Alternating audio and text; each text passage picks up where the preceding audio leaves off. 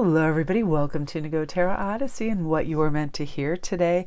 And again, we're going to be using Exploring the Empath's Oracle just because it is the most fabulous deck on earth with colors and sentiments that enrich and soothe my whole life, and I hope yours. Oh, this alchemizing confusion into clarity. We all need this so much, right? When we wake up, our mind starts chit-chatting and tat-a-tat. Go here, look here.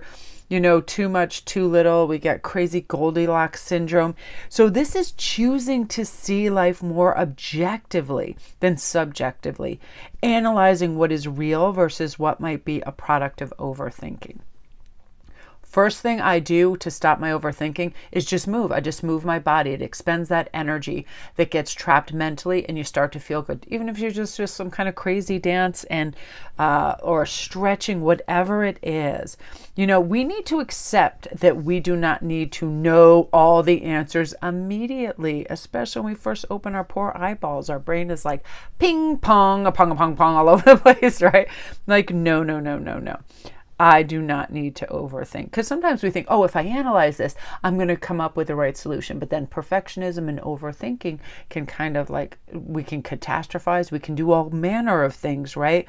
So I feel that with this, you know, we've all been there, despondent, anxious, on edge, panic, confused. What the heck is going on? And for empaths, this panic state is often the result of like emotional overload that results from the interplay of external emotion energies mixing with ours. That's why I don't engage with a lot of stuff when I first open my eyes. I'm like, how do I feel and what do I need? And that's what I'd love for you guys to do. Not, you know, what's my mom's advice today, or what's this person doing over there? And, you know, then our mind starts to accelerate, and we don't need that. You know, we all deserve to be safe and happy and healthy.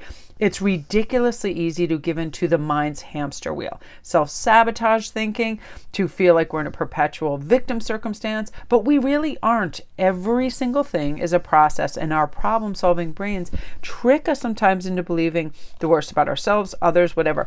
Totally inaccurate conclusions a lot of the time, especially for overthinking. I'm really lucky. I've trained myself to direct action. If I think something and intuitively I feel it's a good idea, I go and do it. I don't pick it apart. I don't overthink. I don't procrastinate. I just go for it. Because alchemizing feelings of confusion into clarity takes some amount of humility, right? It brings awareness to the emotion that this card evokes.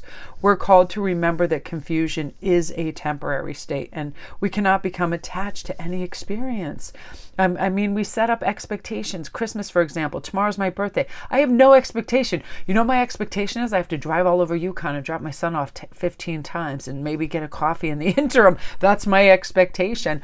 So it's just one of those things that I don't expect anything, therefore I'm not disappointed. I just get happy about life and being here. We cannot become attached to experience, especially certain dates, Christmas, birthday, stuff like that. And this card also reminds us that we may not have every piece of the puzzle, and reminds us to look before we leap and really think before we speak as well. Breathing, meditating, writing things down. We don't need to know all the answers right away, you know, and it's kind of folly to think that we have all the answers that can fix everything.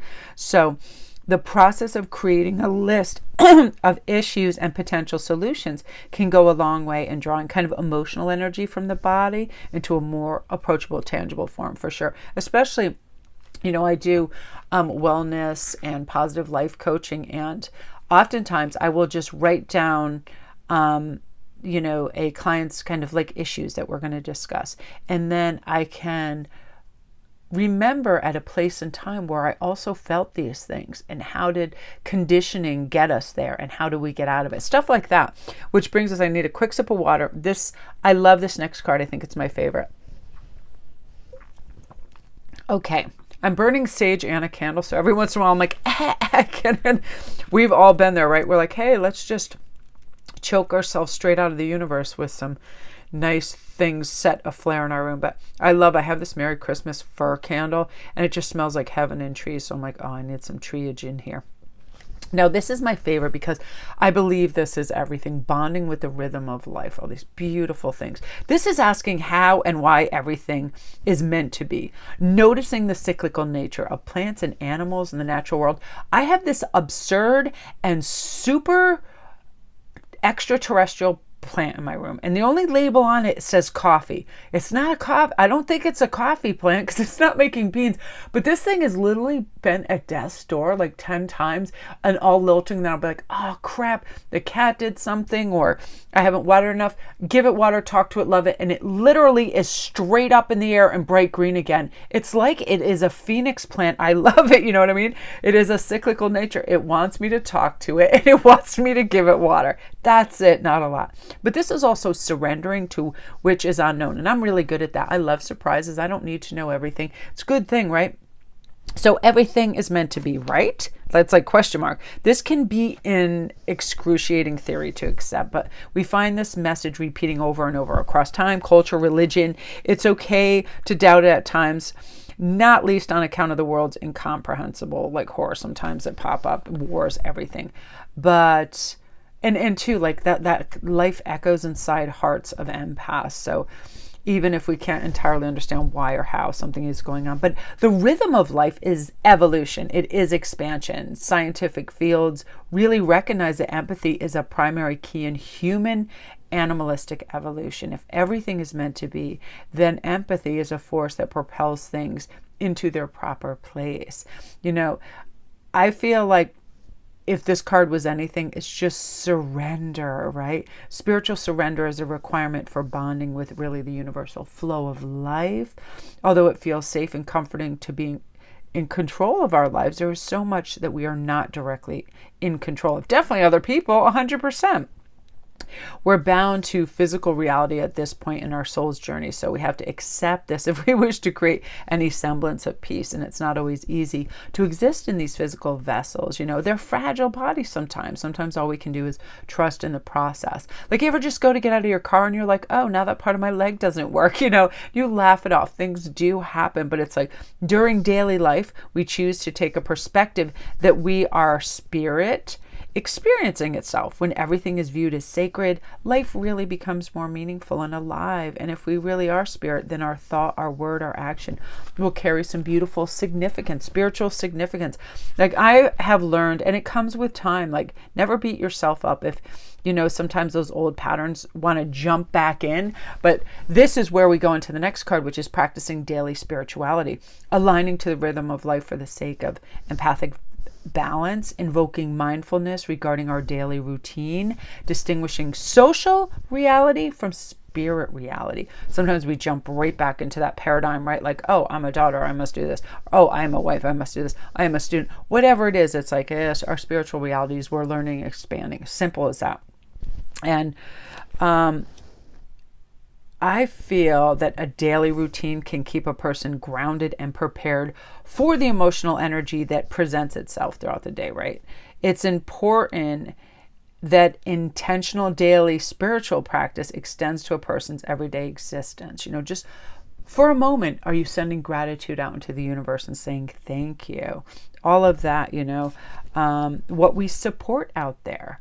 Intentional daily spiritual practice tends to work best in the mornings or evenings. You know, these are the times when we are either winding up for the day or winding down from the day. And on, you know, at like a psycho-spiritual level, we can gear up or slow down in that daily rhythm. Sometimes it's hard to just right in the midday of all the activity to do that. And also, if you're not accustomed to a daily practice, it should be noted that many spiritual practitioners really encourage the beginning with a few minutes of, I really just say, you know, thank you, universe, for everything you bring to me. I have so much gratitude and love. Please help me be aware and present of what's going on around me and be peaceful and bring good energy to it. Really important, right? It can consist of anything from calling our gods and guides and meditating, practicing yoga, praying, creating a spell, creating art. Lots of you are amazing artists out there, and any other form of practice that is focused on the spiritual realm rather than the mundane, you know, not like, oh, what am I going to make for dinner? Just really consider what resonates best with your own spiritual callings. Sometimes the benefits for me are astronomical by just stopping, especially if I see myself getting drawn in emotionally to something that brings discord or problems, and I just let it go. I'm like, that energy is going on around me, not to me, so I'm going to release it and let it go. And then just a little gratitude for, thanks for the fact that my brain can figure that out, right? Are you sometimes just in awe that your brain will go and find a solution, and you're like, when did that happen? Again, our subconscious is an amazing thing. I love all that. So again, these are some of my favorites, just bonding with that rhythm of life. Hey, let's go with the flow and let's observe and be happy and be grateful, and alchemizing confusion into clarity. Just the overthinking. I know it's easier said than done to say stop overthinking. But once we notice it's happening, guess what? We can call a halt to it. We are in control of what thoughts we pay attention to. So we say, nope, that's going to run me in circles, so I'm going to discard that decision made. And then sometimes just writing it down, boom, 2 blue jays just land outside my door. They're so beautiful, and they're like little plump babies too. Aw, I love like a autumnal backdrop of all different shades of leaves, and then you see just 2 bright beautiful bluebirds land right on the tree. Big numbers today happening today too. I looked at my clock, exactly 11:11. All my stuff is like, I think like my views over on YouTube, it was really interesting. There was 33,333, which was really weird. I was like, what? All these 3s, loved that. And just all these numbers popping up in triplicate, 222. And then, it's just nice. It's like, again, that's bonding the rhythm with life. And as I was saying that, it was 11:11. So you guys, that is what you are meant to hear. Big hugs and blessings. I hope you eat beautiful food today. I hope you do something nice for yourself. I hope you give yourself a hug. And remember, we're just let go of all the worry and anything low vibrational, regret, guilt, any of that does us zero good. What are we looking forward to? What am I excited about? What's something I can do to conduct that high vibration and just dive right into it? So love and light, everybody. Have a great day.